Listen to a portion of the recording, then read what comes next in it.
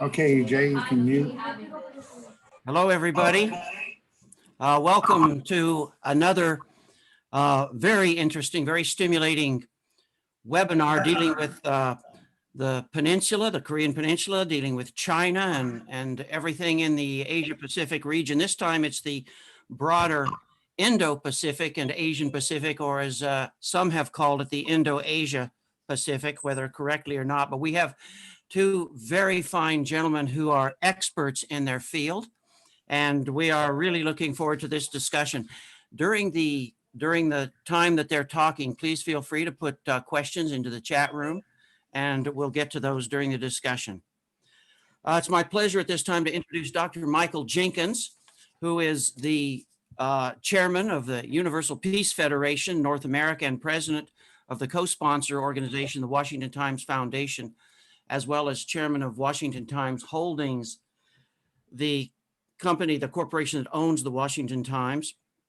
He's the director of the Northeast Asia Peace Initiative, which is a Universal Peace Federation project, and likewise the Middle East Peace Initiative, which he's been working on since the 1980s on conflict resolutions on the Pacific Rim and in Israel and Palestine. So let's get started. Dr. Jenkins, it's all yours. Thank you, Larry, for your fine work as Secretary General of the Universal Peace Federation. Welcome to all of our guests and friends. We are very excited to present today one of a series of webinars that have been focused on the North Korea, South Korea conflict and Northeast Asia. Today, we're going to focus more on South China Sea, the Indo-Pacific, and the different stakeholders that are there. We have also been doing this every week on Tuesday at 2 p.m. We've had prestigious experts in the efforts for denuclearization of the North Korean nation, as well as relationships with China between the U.S. We've had a lot of representatives from the government, as well as also from UK and also from around the whole world. Today, we'd like to present some very outstanding authorities, journalists, and leaders on this incredibly important topic. Mr. Humphrey Huxley is a journalist and author whose latest book is Asian Waters. And I want to recommend everybody get a copy of this. It's on Amazon. It's a tremendous experience. It tells you about India, tells you about Taiwan, tells you about North Korea, South Korea, China, and it really shows you what's really happening. And if you look at the graphic on the bottom of the cover, this is one of the coral reefs that have been rebuilt into a military base, as there is claims being made by the People's Republic of China that was their territory, and then they claim that, and then they seek to claim territorial waters. It's quite something. Another one I'd like to recommend is Man on Ice. I've really enjoyed this too. This is a historical fiction in a sense, or it's historically accurate in terms of locations and places and some of the military challenges, but it's also a brilliant novel. I loved it, and it took me a while reading through it before I realized it was a novel. Humphrey, really excited. But you know, Mr. Huxley has really been an expert on this whole area in terms of his reporting with the BBC. Has taken him to crisis locations all over the world, including Delhi, Colombo, Manila, Hong Kong, and also Beijing. His journalism has appeared in most mainstream media in the UK and US. He's written for the Washington Times a number of times. His lecture venues have included the Center for Strategic and International Studies in Washington, as well as the RAND Corporation in LA, Cambridge University in UK and London. Humphrey is also the monthly host of the Democracy Forum Debates, a program on issues pertaining to the Asia region. So I would like to welcome at this time a good friend of the Washington Times and also of UPF, Mr. Humphrey Huxley. Welcome. Thank you, Michael. Very kind of you. Introduction to you of the kind. I hope not. And very good to be with you. Thank you, Larry. And I look forward to debating and discussing with Colonel Grant Newsham this really important issue. What I want to do today is try to balance the two narratives that we're hearing. It's becoming terribly polarized at the moment about China and about the US. And the Indo-Pacific is caught in that, and there's talk of new Cold War and all the rest of it. So I'm going to share screen now. I want to go through some of the things so that we can discuss at the end of it, where the truth lies, what should we do about it, and what are the stakes. So if you excuse me for a moment, and we hope that the technology here works. So our discussion is strategy and power in the Indo-Asia Pacific. It keeps changing its name. Under the Donald Trump administration, I think, pushed forward on Indo-Pacific, and that was originally came from Shinzo Abe in Japan some years earlier. And this is a map that I got drawn up several years back when I was doing Asian waters, as Michael mentioned. These are the black swans that I dot into it from time to time, and they've increased. They might almost have doubled since I first put this map out in 2018, late 2018.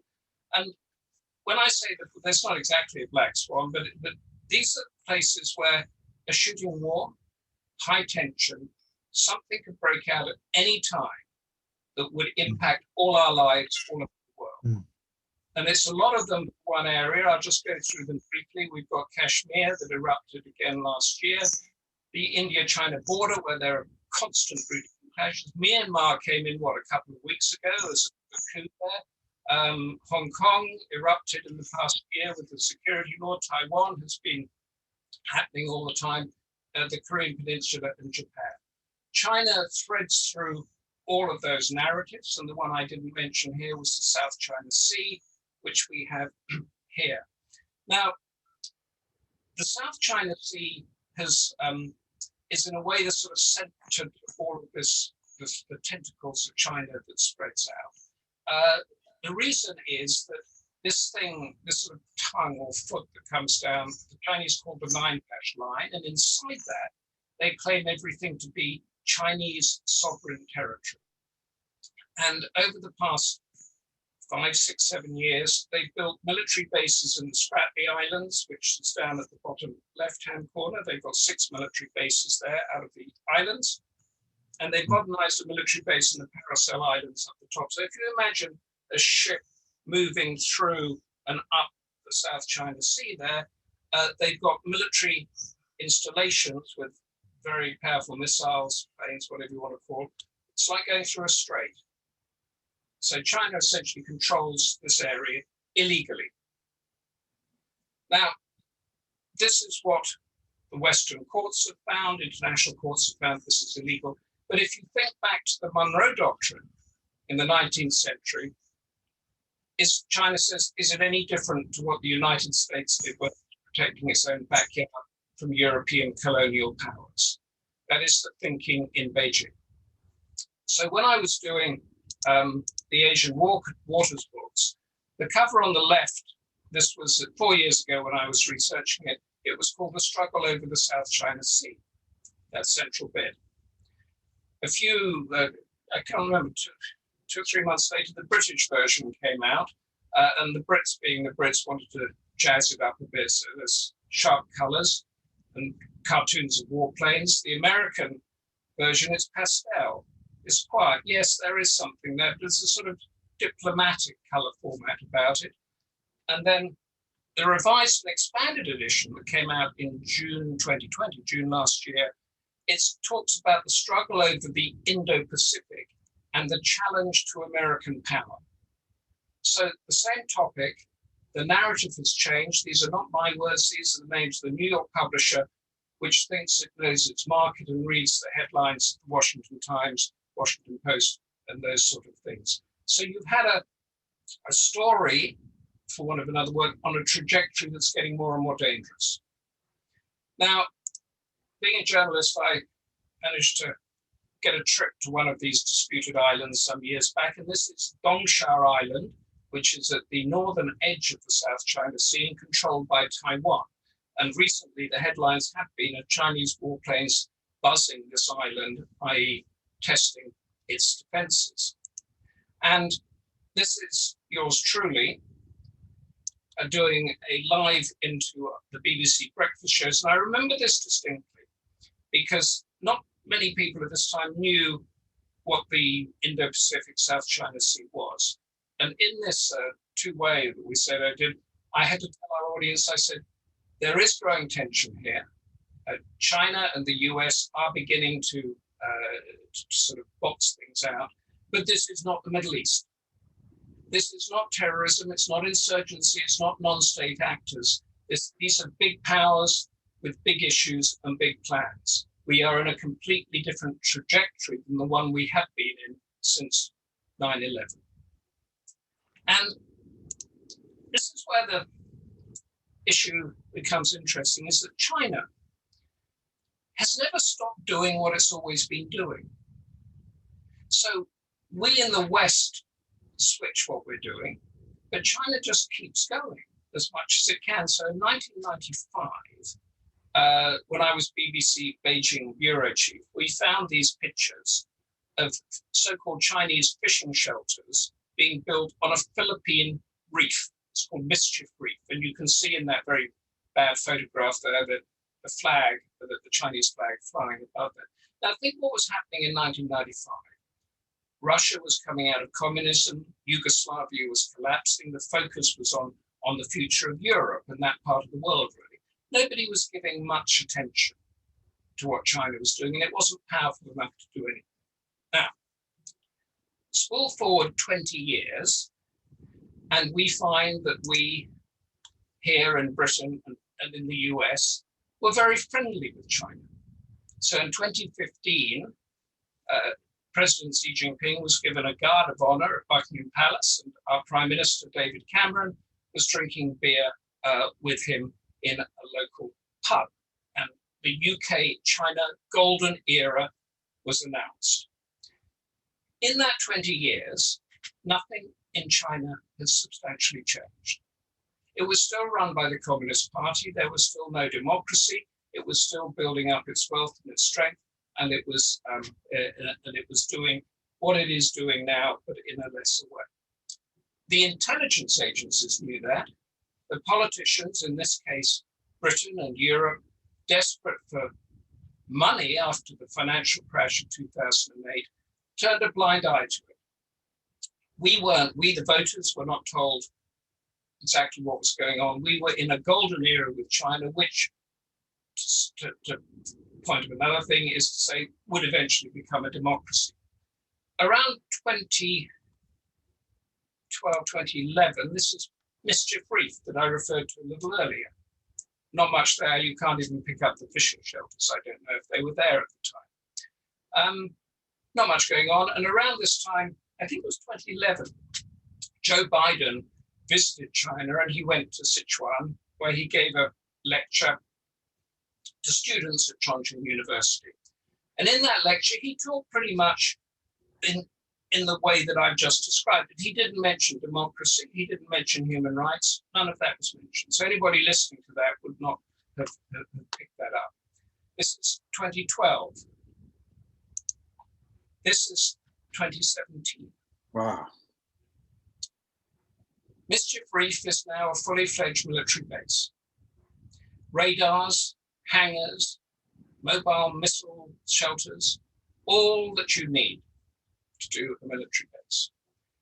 Our intelligence agencies knew that. Everybody was picking it up, but it built that and 6 or 7 other ones without a shot being fired in anger, because eyes were elsewhere.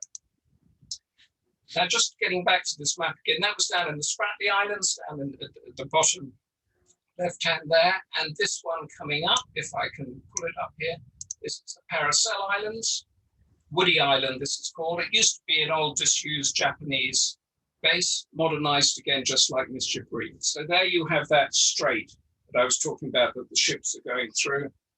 And here we have the 2 warplanes that were caught on satellite footage on it. Now, since the thing about the South China Sea is that nobody lives there.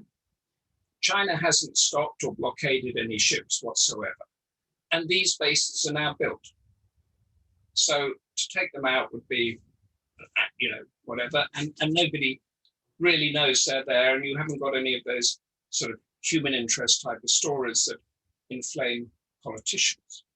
But from that, China's expansion has continued really quite aggressively.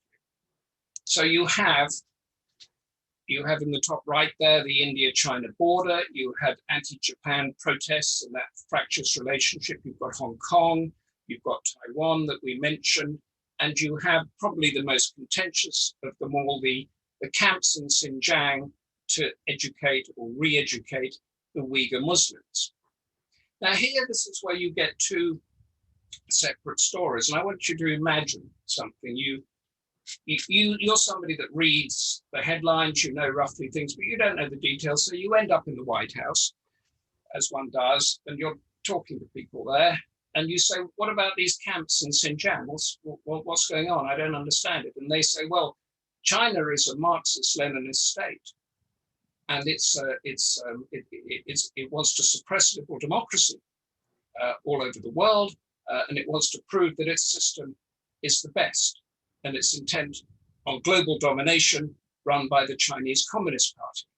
And the camps are like Hitler's Germany, and genocide is going on there, and torture and rape and everything like that. And this is what's coming into our headlines, and this is what there is now a big pushback against it.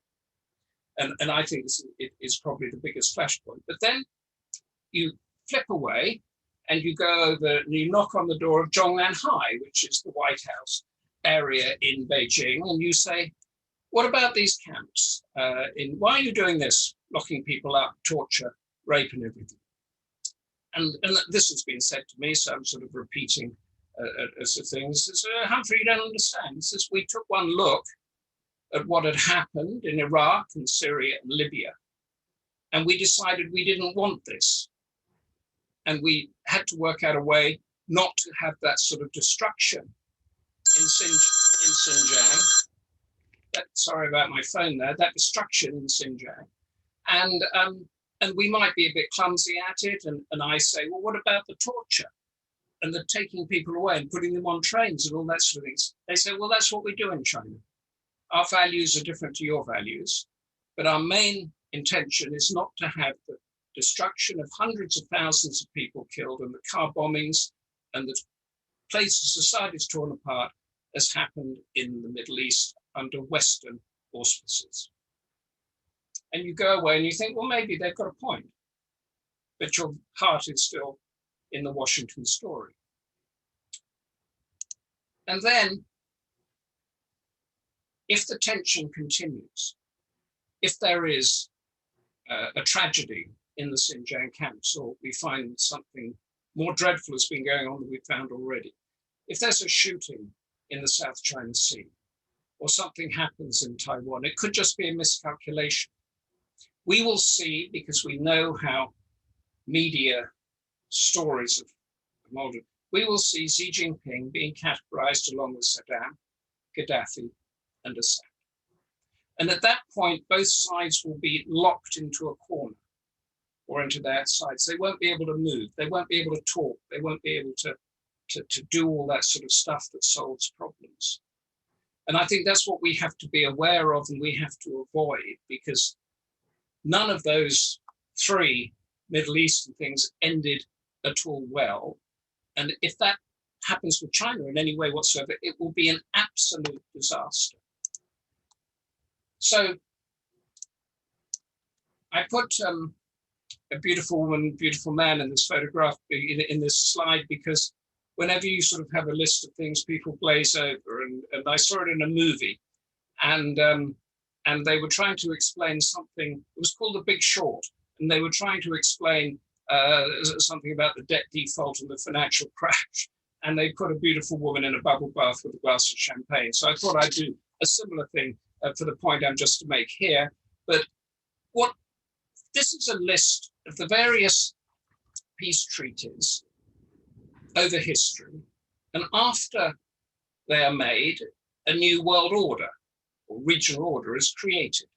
And I go back to the 1648 Treaty of Westphalia, which was meant to have created the sort of thing that Europe is now. Treaty of Congress of Vienna, the defeat of Napoleonic France, the Treaty of Versailles, the First World War, the Treaty of Paris, and the Treaty of San Francisco that created the United Nations and the world order that we live in now. What is happening now is moving in a trajectory towards some form of conflict somehow. The new Cold War, a proxy war, something like that. But what we mustn't do, or what we must do, is try to work out how to reform a world order so that everybody feels they've got a seat at the table without the catastrophe of war. And as far as I'm aware, it's never been done. And as Mao Zedong said, here we are back in the Indo-Pacific without the black swans again. As Mao Zedong said, a single spark can start a prairie fire. Now we know that from the beginning of the First World War, from things like the Gulf of Tonkin, 9/11, and that sort of thing. So I end on my Indo-Pacific thing is, we know what's going on. We know the flashpoints. We know the differing points of view. We know that the value systems are different. Whatever we do to solve this, let's not do it again. And I'll stop there. I'll stop my share. I'll say thank you very much for listening, and any questions that you've got. And I stayed away from Northeast Asia and Japan because I know Colonel Newsham is a far better expert at that than I am. Thank you very much.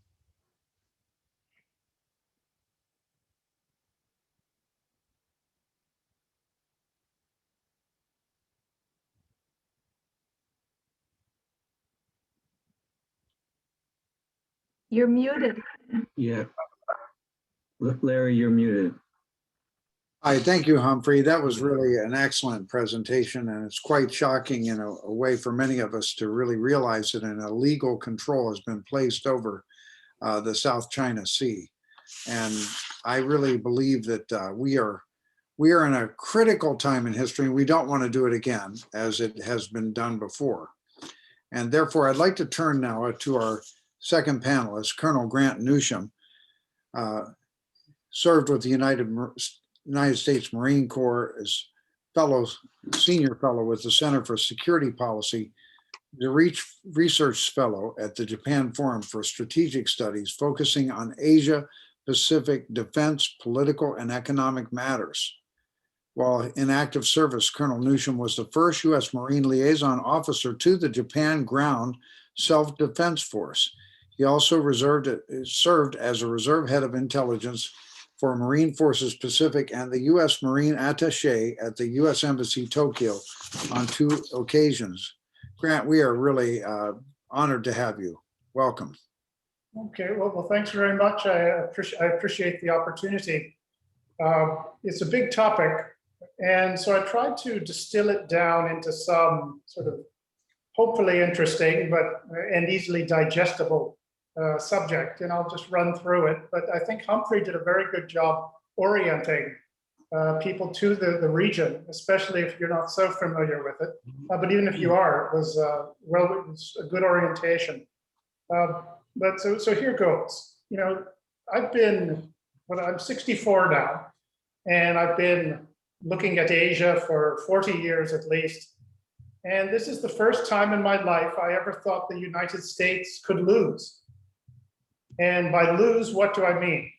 It could be driven out of Asia, the Asia Pacific region, forced to pull back quite a ways to the east, having a very hard time operating in the region, and really only doing anything there at the PRC's sufferance. So I say, I never thought this could happen. The Chinese are a formidable opponent, and also I would note that when I say, and I think what they're after is more domination than occupation, and you see that worldwide, and so that's a fine point that needs to be kept in mind. As I say, they are a formidable power, and the military is just one part of that. But just to run, and they've got a military that is frightening. If you step back 20 years, consider the People's Liberation Army then, and consider it now. And you really have to be in awe of what they have accomplished. This is a military that could take on the United States and give it more than it could handle in certain circumstances. Just a couple of data points that are useful is that the Chinese Navy is now larger than the US Navy. It's about 360 ships to 300 roughly. And that's the gap is widening. The Chinese have been cranking out ships, to use the simple terms, for about the last decade. For every ship the Americans put in the water, the Chinese put in 4.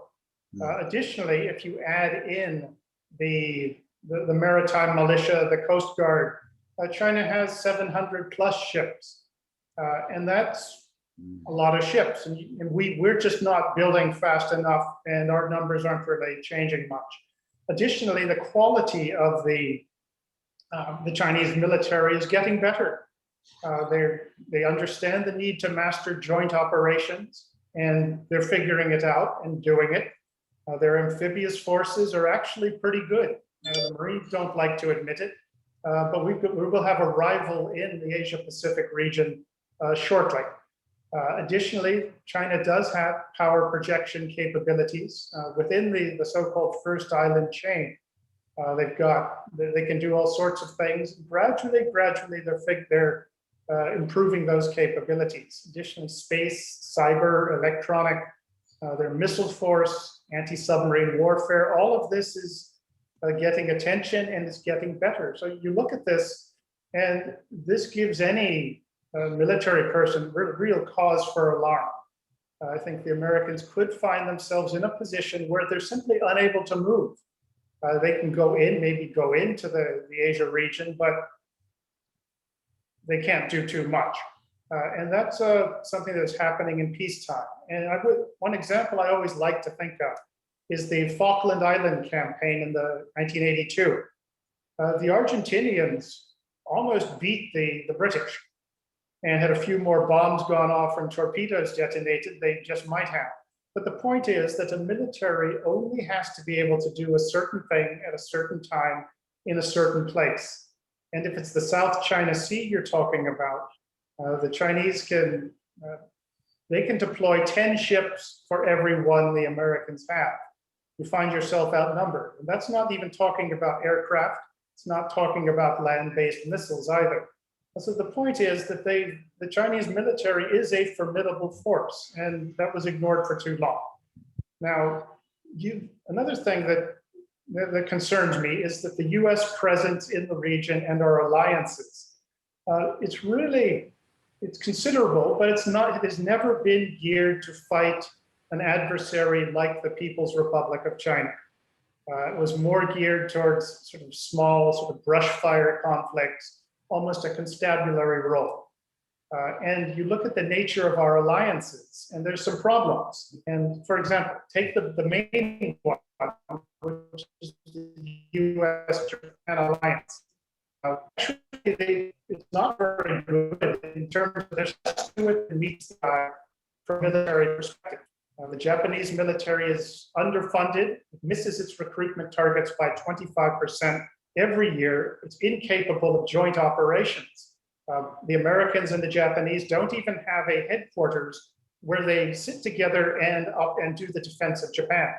And this is after 60 years of alliance. So when you dig into the actual Japanese capabilities, they're not very much. And their ability to work with us, it's not very much. The two navies are the exception, show what can be done.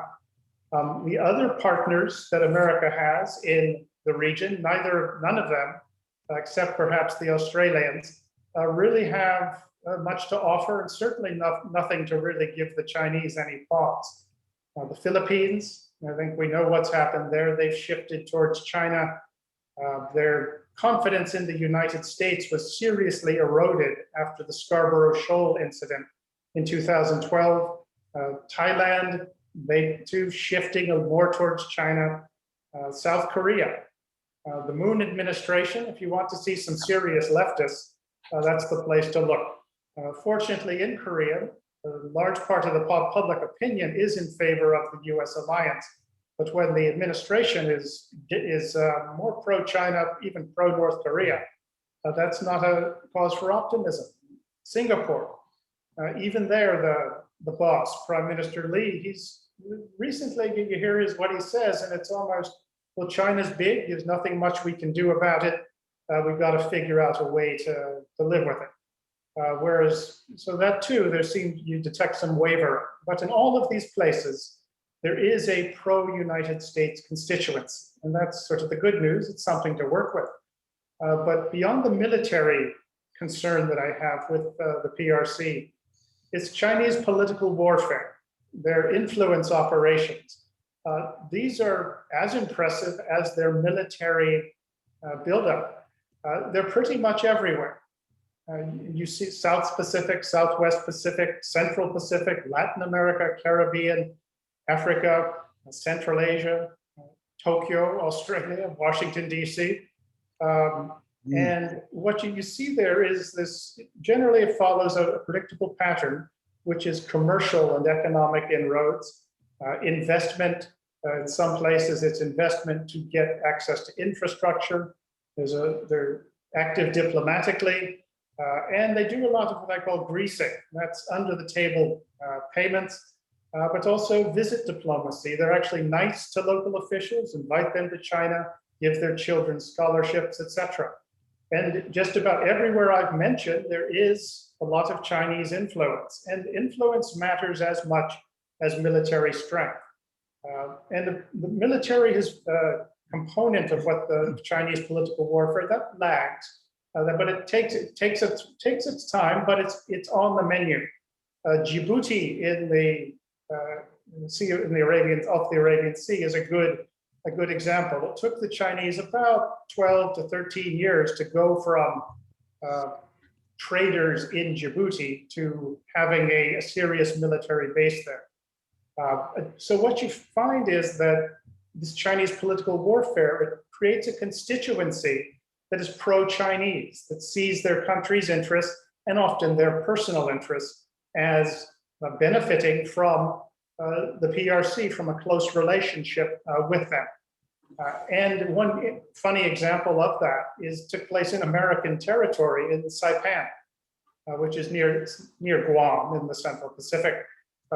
This was probably 4 or 5 years ago. A Chinese company came and it promised to build casinos, and it was going to invest billions of dollars in Saipan.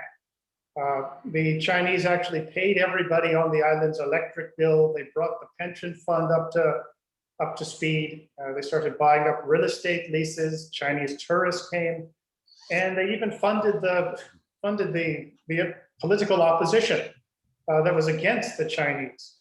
But the other thing they did, which was very clever, was they were able to create a grassroots citizens movement, supposedly, that basically stopped the US military from building an amphibious training area on an empty island up the island chain from Saipan, called Pagan.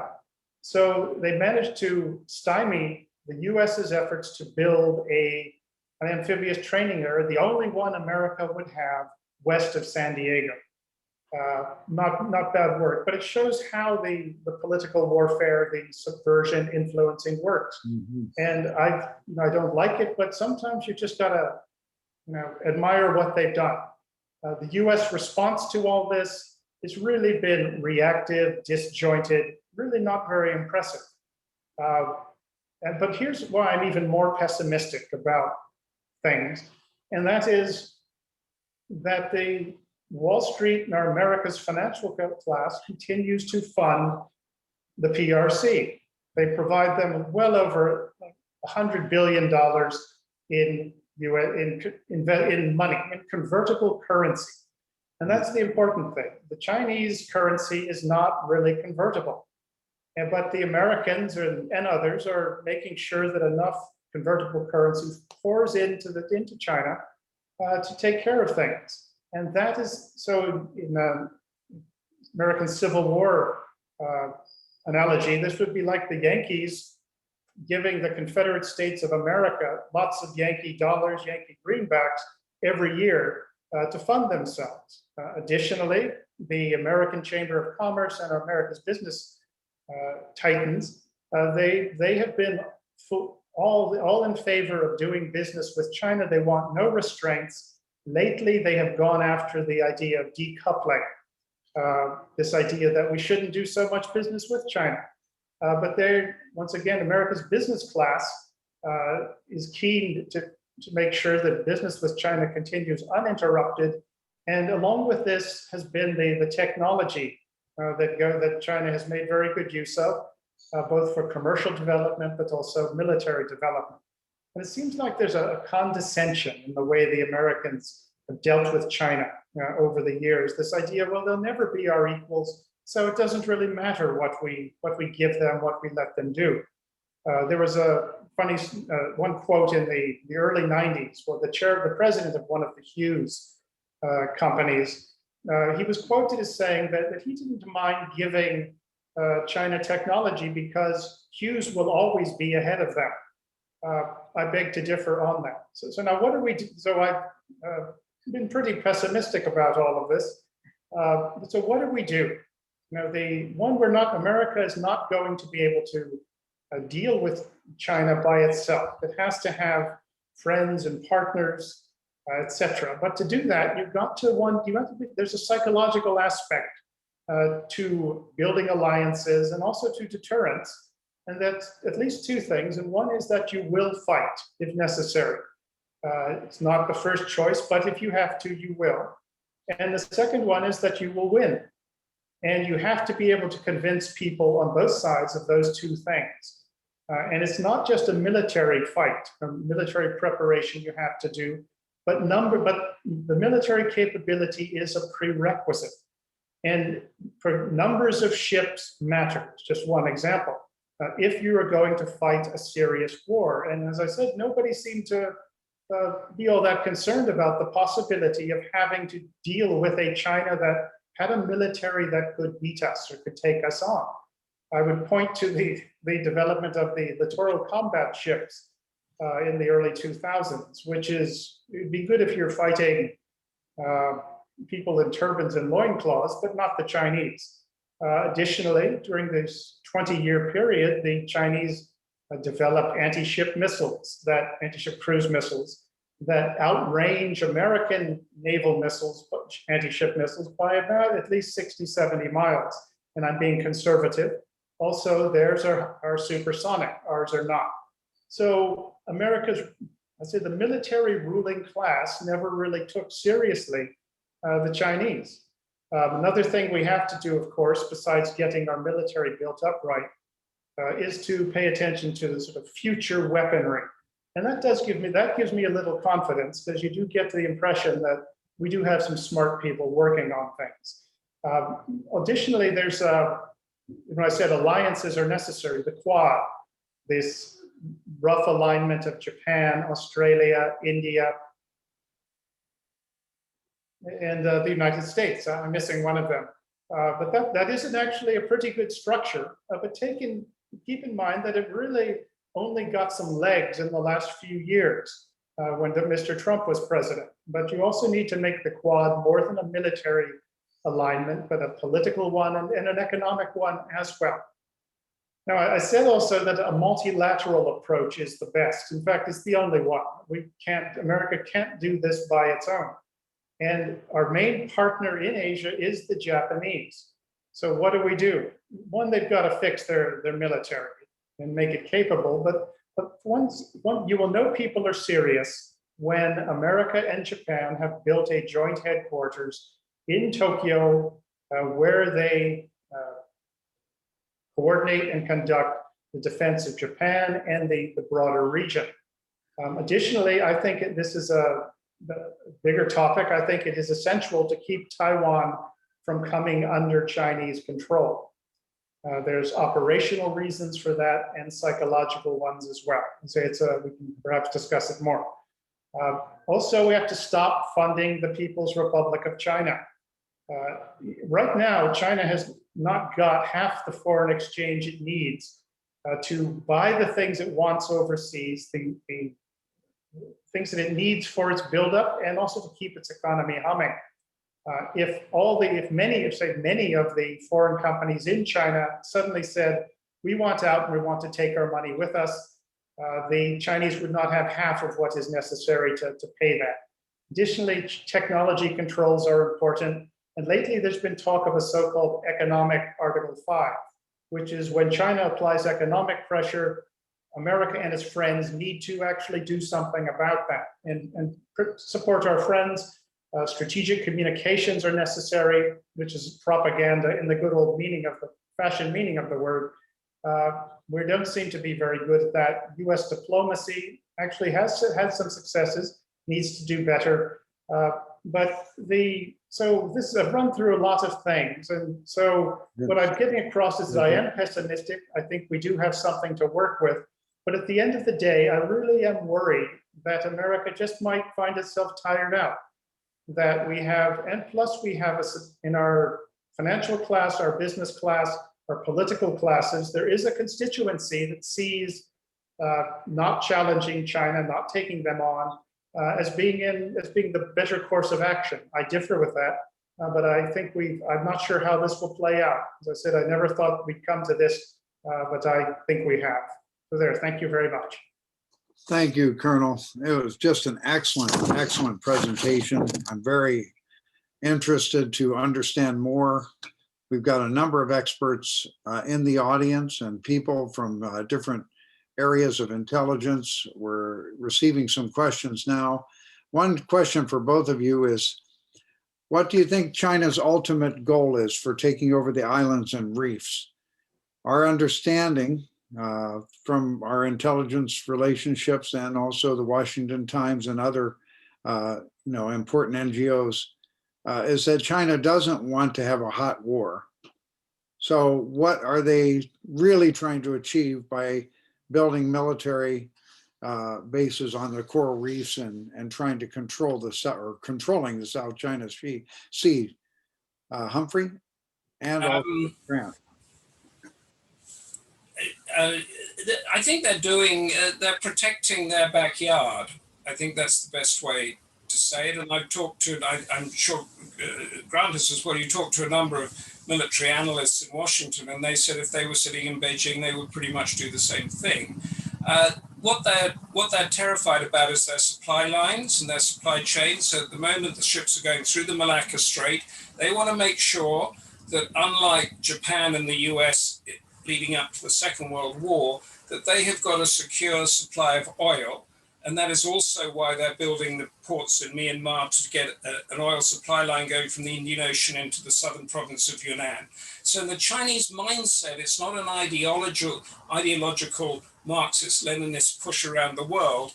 Right now, it's to secure those supply chains and to make sure that nobody can mess with them.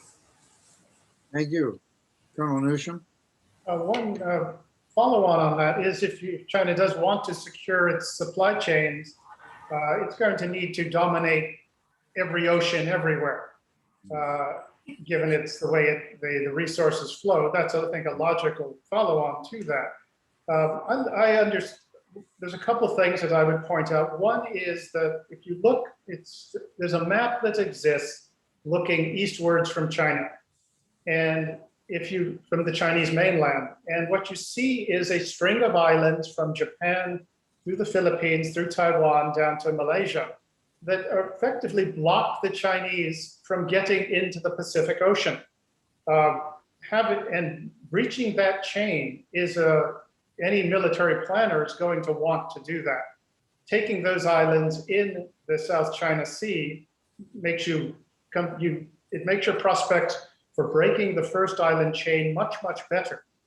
And so that I think I see it not so much as a defensive thing, though I understand it can just be two sides of the same coin. But I do see the Chinese as having the desire to expand and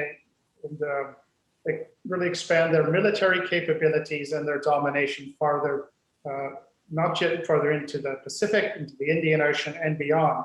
It takes time, but I see them as an expansionist power. Those islands, there was one of the PACOM commanders jokingly referred to them as the Great Wall of Sand. That I think was an example of the condescension towards the Chinese. They're as smart as us and as capable of us as us. So We met Ambassador Harry Harris when he was the U.S. ambassador to Korea right after he took that role. And he was one of the commanders that also was not going to tolerate the South China Sea being controlled by China and U.S. ships having to ask permission to pass through there. And yet the Obama administration restricted commanders such as him from saying anything. Now, the Trump administration was quite different, and we got a stronger position, and we were not afraid to, uphold international law and call on the Chinese to be really aware that America is not going to back away or come back down. But now that we have the new administration, so can you both give a comment about the difference between the Trump administration and the posture of China towards the U.S. and the UK and freedom and democracy, and the difference towards what you predict or see happening with the Biden administration? So let's just go ahead, Humphrey, go right ahead. When I was looking at this topic originally, it was Obama, Hillary Clinton, and Kurt Campbell, who is now the Indo-Pacific envoy, sort of running that policy. And I saw a trajectory heading towards conflict. Then Trump came in, and although his expertise wasn't there, he had an instinct that I think was right. And he called China out and started the trade war and the rest of it. Now you've got, I think that is going to stay the same. The freedom of navigation operations will be up there. That will continue, and more people will join them. The language, though, will be softened, and also the knowledge, the deep knowledge of the textures of Asia. And I just want to say a little bit about this that worries me, is that this word democracy is once again, as it was in Iraq, being flung around. And we might know what it means here, but believe me, in Asia, it's got a million different meanings. And if we want to get Asia on our side, if we pitch that as the banner that we go in under, I think there will be problems. Because if you look just at Southeast Asia, as Grant Newsham was mentioning, Singapore and Malaysia are sort of semi-authoritarian regimes. Thailand is a military dictatorship. Laos and Cambodia are vassal states of China. Myanmar was a democracy that's now becoming a military dictatorship. And the Philippines and Indonesia are sprawling new democracies that are just finding their way. If we do what we did in the Cold War, or what we did in Iraq, where we say we're going to bring democracy to the Middle East, the Asians are more sophisticated than that. And they will turn against it because they don't like to have to choose. So I'm very worried about this, as I saw this narrative and this word, because when the politicians in Britain and in the US are going to the ballot boxes there, if they talk about freedom and democracy and there is something happening out in Asia, then you've got that polarizing situation that I mentioned in my presentation. I don't know what Grant Newsham thinks about that, but that does worry me. Grant, about the Biden administration and the difference with the Trump administration and China's posture, what do you see the differences, and what do you see happening as we go forward? I thought the Trump administration actually did a very good job towards China, and I would give Matt Pottinger a lot of credit for that. And it's also worth remembering that even that in that administration, that there were rival groups, some of which did not want to take a tough line on China, particularly the Wall Street crowd, the financial crowd. So it wasn't like Mr. Trump or anyone else snapped their fingers and got what they wanted. I think that with the new administration, I want to give them a chance, and I hope they succeed. But they are people that we do have, they have a track record. And those are, we can see what it is, and they didn't perform very well when they were in the driver's seat. And so I'm hoping that they've learned some lessons. I hope they can do better this time. but I do, as you can sense, I do have my doubts, but I want them to succeed. It's also worth noting that no administration is completely bad. And even during the Obama administration, there were good things that were done. They had some excellent people working for them who did their best and did a good job. But at the same time, at the end of the day, you look at their results and they weren't very good. Trump administration did much better. Will this crowd do better? I don't know. I do have a concern that the Chinese might have sized them up. And if they're not, you ask yourself, who in the US administration frightens the Chinese? I don't know who that is. And it takes a certain type of person to deal with the Chinese, and I really, they're scarce.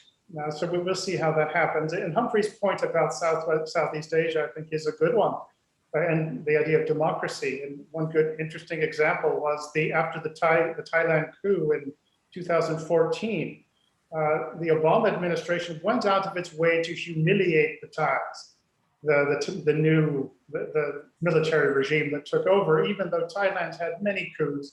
And almost at the same time, Egypt had a coup. The Obama administration acted as if that coup was okay, the Thais one was not. So Thailand went farther, shifted more to the Chinese. The Chinese said, okay, the Americans are mean to you, we're here. And so you do have to sort of be careful what we do. The UPF is cooperating with a number of experts across the whole Indo-Pacific region. We're forming a new thing called the Think Tank 2022. And it's the idea of the Quad, Japan, Australia, India, and United States cooperating together. We're very happy to see from our sources that actually the South Korean people are still very strongly pro-American. However, the younger generation is also changed. Around 2002 or 3, they were very large majority of young people who wanted America out. There was the incident with a US tank that unfortunately killed a school child accidentally, but it was a terrible time. And yet we were so happy to hear briefings from Sid Seiler and others that the atmosphere has changed. And it's not necessarily just pro-American because of our military strength, but they see North Korea not prospering. They see the lights off at night. There are no lights. And they want to see prosperity and development. Yet many people also think that if we just help China prosper, they're going to drop this Marxist communist ideology. And I would like your comments on that. How strong is Xi Jinping on the Marxist communist ideology? Is it possible for America to get a peaceful relationship with a nation that has at its very core ideology the absolute destruction of enemies? And they clearly see America not as a partner, but as the #1 enemy. And that affects the relationship with North Korea and so forth. What's your comments on the ideology and Xi Jinping's leadership there? And will it change? Can we lure them out with prosperity? That was the idea for the last 15 years until President Trump came. Yeah, it will change. I am a complete optimist and pragmatist on this, but what we don't give it with our electoral cycles and news things is time. And I think we see if we look at the Taiwan trajectory, that was 50 years in the making. If we look at the South Korea one, it's 40 years. If you look at the economic levels in China, they're not there yet. And you do need to have a certain pact between the citizen and education of the citizen and sort of general standards for the government to think we've got a pact with these people, we have to free them up more and we have to free them up more. So I recommend to anybody that wants to study how Taiwan did it, study the trajectory of dictatorship and then protests, locking a few people up, but loosening up, and then finally an election that took place, and this is important, and then you go to the polls, you wake up in the morning and you go to work. There are no demonstrations, nobody's saying it's unfair, nobody's saying it's stolen, it just happens.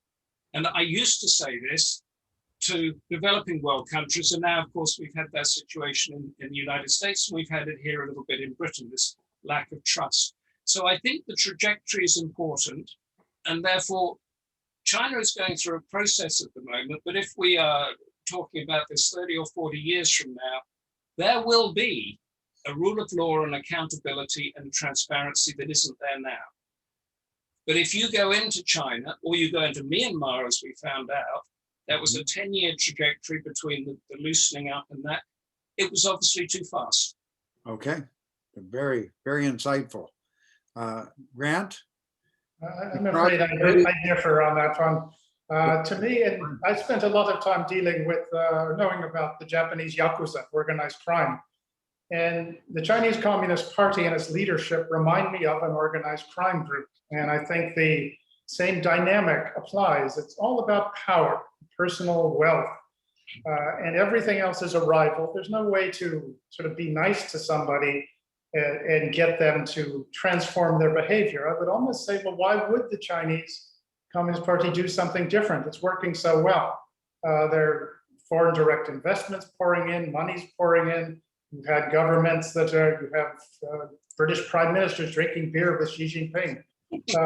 You know, so why would they change is my point. And I think they are an aggressive organization that really depends on violence or the threat of violence to get what it wants. But this does not mean, as I say, the Chinese people themselves are the same.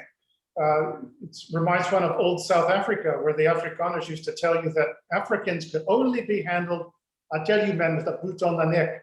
But no, that was never true. And the same, I think, is true with China. I think that if America does not support and really prop up the Communist Party, that I think China will naturally transform into something better.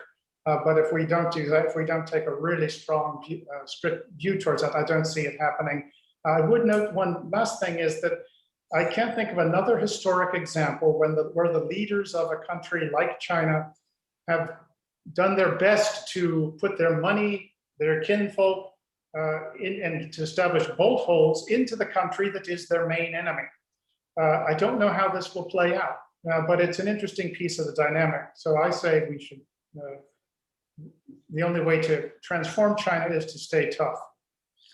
It seems like you're both advocating one point in common, that is the investments and developments from Wall Street and from America and the American business dealings, as well as politicians trying to help them come out of the past, is actually one of the biggest problems. And their financial power would change if America disengaged further from China. Any comments on that? Yeah, but again, it's a trajectory. So it was a good thing to begin with because it brought hundreds of millions out of poverty. And it did that. And now they're on a sort of rather arrogant, the kid that's just got the cream, and they're a little arrogant and pushing forward. But I just want to make one point, is that I think that we're talking about what can the US do, or what can Europe do. This is a time it's actually for Asia to do it. So Asia needs, once Asia can sort out its own problems, China will fall into place. And for China to be the predominant force in Asia, then Asia has to feel safe. And at the moment, it doesn't feel safe. So if India and Japan and Southeast Asia as a bloc can actually bring China into line without the US or Europe having to be involved, I think, will have a much better situation than if it's a US dependent evolution there. It might be a pipe dream, but in my view, that would be the best way forward. Grant? Well, I think we've had 30 years we've tried the experiment for 30 years, being as nice as we possibly could to China, overlooking everything they did, welcomed them into WTO. How did it work? I think we have the empirical evidence to suggest that it didn't have a transformative effect as people thought. And I must admit that I worked for Motorola Japan for a few years, which was the poster child for doing everything right in China. And if I was as smart as I think I am, I wouldn't have put my money into their employee stock program. Motorola got destroyed partly because it went into China. So we've tried it for 30 years. I don't see the evidence that another 30 is going to help.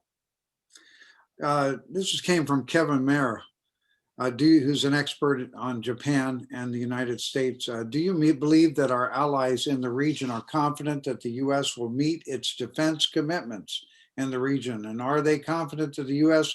with our allies can resist Chinese hegemony? Okay, Grant, why don't you start on this one? Oh boy, well, Kevin's very good. So, but it's my question, my answer is, I think there's a lot of doubt. I think everyone wants the Americans to be able to hold the line, but I think there's a lot of doubt. The Scarborough Shoals and Kurt Campbell's and some others' performance in 2012 didn't help, and we haven't recovered from that. Plus you do find that in many of the Asian nations, they say, well, we want to do business with China, but we want you Americans to defend us. That's called having your cake and eating it too. It doesn't last forever. Who wouldn't want that? But so these nations are going to have to do more for themselves. And for Japan, it needs to do more. Australia is showing what people ought to do. But there's really has to be more done.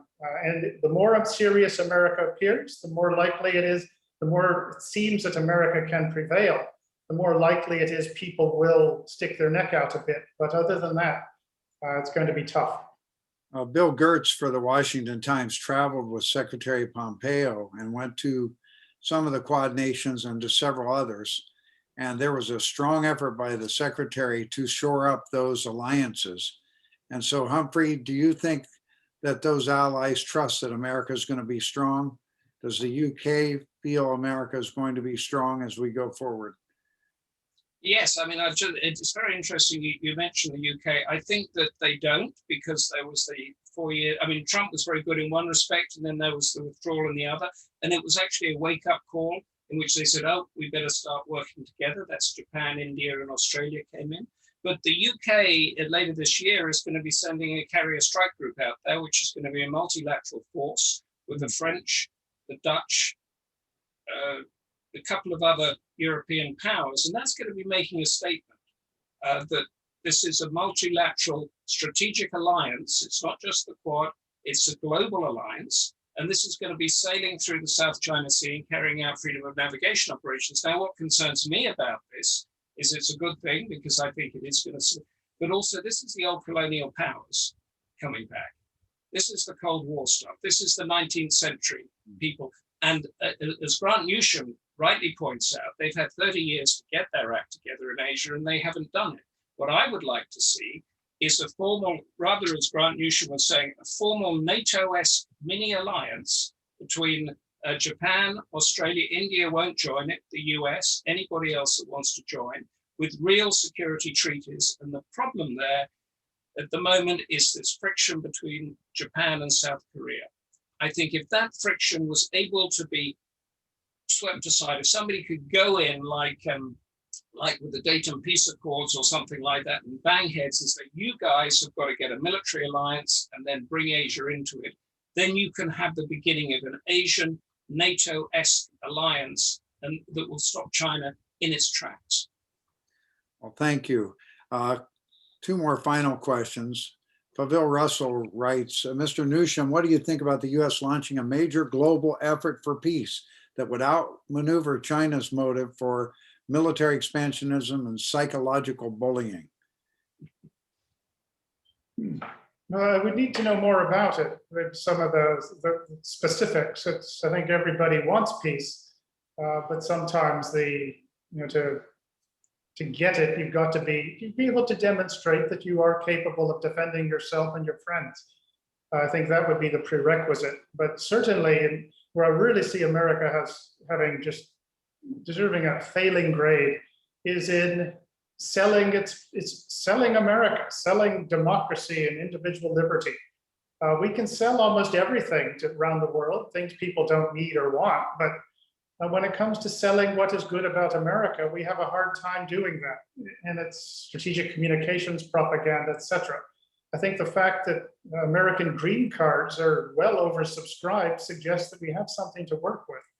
But I wish we would do better at it. But the political warfare angle is one which it needs more attention on the US side. Look at what the Chinese do, and then do something similar without the bribery and the corruption.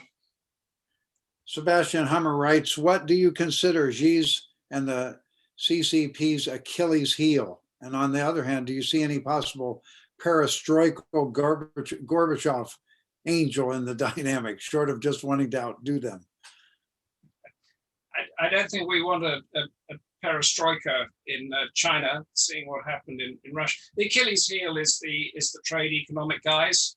I mean, I understand that there been some real fights in Zhongnanhai about this stuff. But I'd like to, if I've got a second on what Grant Newsham was saying, finish on a little story really. In that when I was in the Philippines researching Asian waters, I went to interview a fisherman that had been water cannoned by the Chinese, and we saw him at night in his place, and he had just been taken to Guangzhou to look at the Chinese maritime fleets and whizzed around and taking the Great Hall of the People.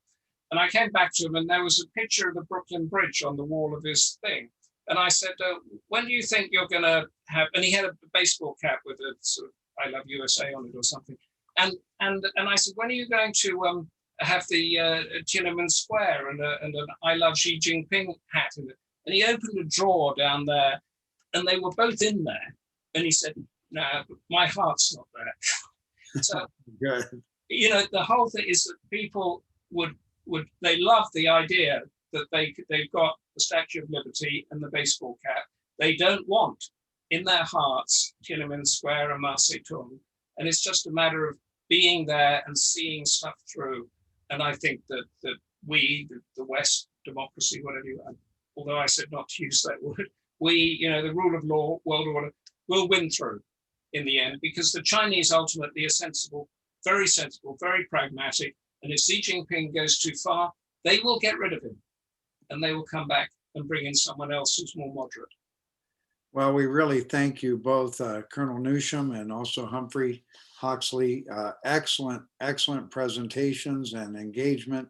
We will be inviting you back. We'd like to construct some future dialogue that we can go forward. The topic is so relevant, so urgent and important. We'd like to give you just one more chance to give your final comment for the audience. Humphrey? Grant? Okay, well, I hope I didn't depress people too much, but we are in, I think, the fight for our lives. But you know, that's how it is. I would prefer it was a different generation having to go through it. But I do think that the one advantage we have, as I suggested, is that what we're selling and what we're defending is pretty good. And that gives you a lot to work with. If you can keep your wits about you, if you can rein in Wall Street, the financial class, and the American Chamber of Commerce, that I think we do have some decent prospects. But it will take some nerve and some clear thinking. And America's been, the civilized world has been fortunate to have things work out in ways they didn't expect. So maybe this will be one of them. So that's the optimist in me. I burned off my resentment. That's the optimist. Good positive ending. Great. I'd just like to, one thing to do and one not to do. Basically, I think if there is a flashpoint, you know, something dreadful to happen, don't let it lead towards we've got to do something about it. Don't let that be a Gulf of Tonkin as there was in Vietnam, a Yalu River as there was in Korea. Let's be pragmatic about it. And then on a small basis for the Americans and their allies, go in and build the bridges, build the motorways, build the railway lines, because that's how China's won hearts all over the world. They don't want ideology. They want a bridge across the street so they can get their kids to school. And that's what we need to start doing more of. Thank you, Humphrey, and thank you, Grant. This has been an excellent session. And we thank all of you in the audience, and we will be here next Tuesday again with different topics. I'd like to bring back our Secretary General, Mr. Larry Moffat, to give us some vision of the future webinars. Thank you all. Let's give them a round of applause. Thank you. Gentlemen, thank you very much. This was a fascinating discussion, and there's a lot to talk about. We're going to have to revisit this on several occasions. Next week, we're going to be talking about trade and business and the financial things, that the grease that makes the wheels go round in that region of the world. And so be sure to tune in. That'll be Tuesday at 2 o'clock. We're here every Tuesday from 2 to 3 o'clock. We're doing this all year, and it's been like a graduate seminar in Asia studies, Asia Pacific studies, for those of us who've been involved in it. And we're grateful for the experts we have, Colonel Newsham and Mr. Hawksley. Thank you so much. It's good to see you. Dr. Jenkins, thank you very much as well. We're very grateful to all of you. Everybody, be safe, and we'll see you next Tuesday. Thank you. Bye-bye. Thank you, Larry. Thanks very much.